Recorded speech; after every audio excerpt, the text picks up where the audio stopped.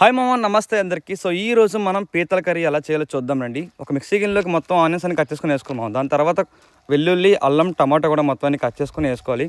అలా కట్ చేసుకుని మొత్తాన్ని కూడా పేస్ట్ అయితే చేసుకున్నాం. మీరు చూస్తున్న వీడియోని ఈ విధంగా పేస్ట్ అయితే చేసేసుకొని పక్కనైతే పెట్టుకోండి కాసేపు. మనం తెచ్చుకున్న పీతలన్నీ కూడా ముందే మేము నీట్గా కట్ చేయించాము. చూసారు కదా, పీతలు కూడా నీట్గా కట్ చేయడం రావాలి. చాలా నీట్గా చేసుకొని దాంట్లో కొంచెం పసుపు యాడ్ చేసి మనం కొంచెం బాయిల్ చేసుకుంటే దాంట్లో ఉన్న బ్యాక్టీరియా మొత్తం పోతుందమ్మా.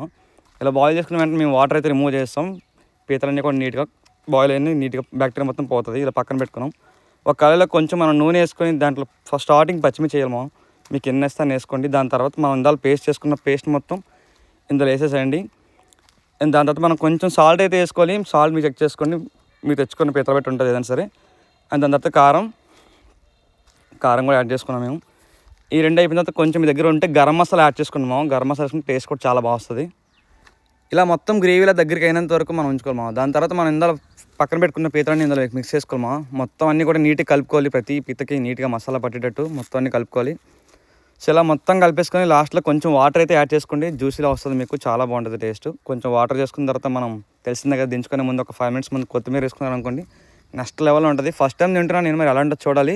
మరి నెక్స్ట్ రెసిపీ కావాలో కామెంట్ చేయి. మరి సబ్స్క్రైబ్ చేసుకోలేదా? సబ్స్క్రైబ్ చేసుకోమా ఇంకా.